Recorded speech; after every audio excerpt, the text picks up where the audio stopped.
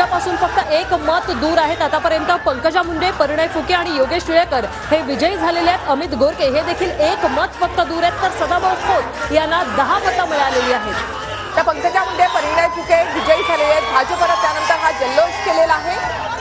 योगेश टिळेकर हे सुद्धा विजयी झालेले आहेत।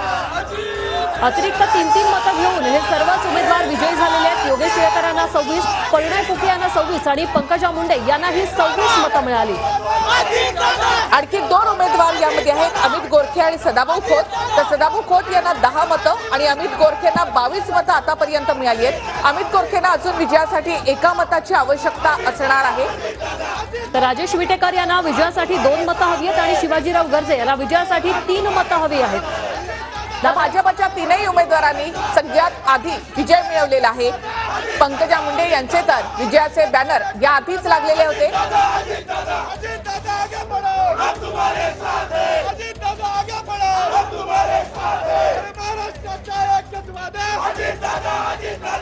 आणि मिलिंद नार्वेकर आता 22 मतांवर एका मतापासून दूर आहेत। मिलिंद नार्वेकर देखील आता कोटा पूर्ण करतायत। फक्त एक मत हवंय मिलिंद नार्वेकर यांना विजयासाठी। आताची महत्त्वाची बातमी, मिलिंद नार्वेकरांना 22 मतं मिळालेली आहेत। मिलिंद नार्वेकर यांना 1 मत मिळाल्यानंतर ते विजयी होणार आहेत। विजयी कोटा 23 आहे, फक्त विजयासाठी 1 मताची गरज मिलिंद नार्वेकर यांना आहे। तर काँग्रेसकडे 37 आमदार असून सुद्धा प्रज्ञा सातव अद्याप 19 वर आहेत। मिलिंद नार्वेकर यांनी मात्र आघाडी घेतलेली आहे आणि 22 मतांवर आता मिलिंद नार्वेकर हे पोहोचलेले आहेत। एका मताची विजयासाठी त्यांना आवश्यकता आहे। तर शेकापचे जयंत पाटील यांना अवघी 8 मतं मिळाली आहेत आणि जयंत पाटील मतमोजणी केंद्रावरून इथून निघून गेलेले आहेत। मात्र मिलिंद नार्वेकर यांच्या निकालाकडे सगळ्यांचं लक्ष आहे। 22 मतं आतापर्यंत त्यांना मिळाली। विजयासाठी अवघ्या एका मताची त्यांना गरज आहे। मिलिंद नार्वेकर यांना आतापर्यंत 22 मतं मिळाली, तर प्रज्ञा सातव यांना 19, अमित गोरखे यांनाही 22 मतं मिळाली। त्यांना अवघ्या एका मताची गरज आहे। पहिल्याच पसंतीतली 23 पेक्षा अधिक मतदान देऊन दोन्ही उमेदवार हे विजय केले आहेत। मी मनापासून आमच्या विधिमंडळातील सर्व सहकाऱ्यांचे आभार व्यक्त करतो। आदरणीय दादांवरती जो विश्वास विधिमंडळातले सहकार्य ठेवला, त्या सर्व विधिमंडळातील सहकाऱ्यांचे आभार व्यक्त करतो।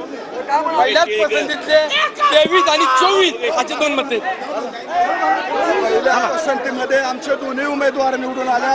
प्रत्यक्ष अप्रत्यक्ष ज्यांनी मदत केली त्या सर्वांचे आभार राष्ट्रवादी काँग्रेस पक्षाकडून मानण्यात येत आहे।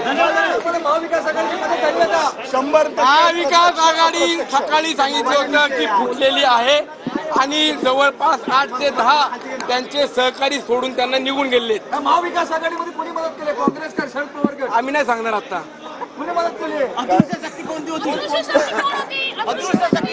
सॉरी, अदृश्य शक्ती नाही, दादांच्या कामाची शक्ती या ठिकाणी आज प्रत्यक्षात दाखवून दिली। शक्ती अनेक समोर आपल्याला दादा सोबत दिसते।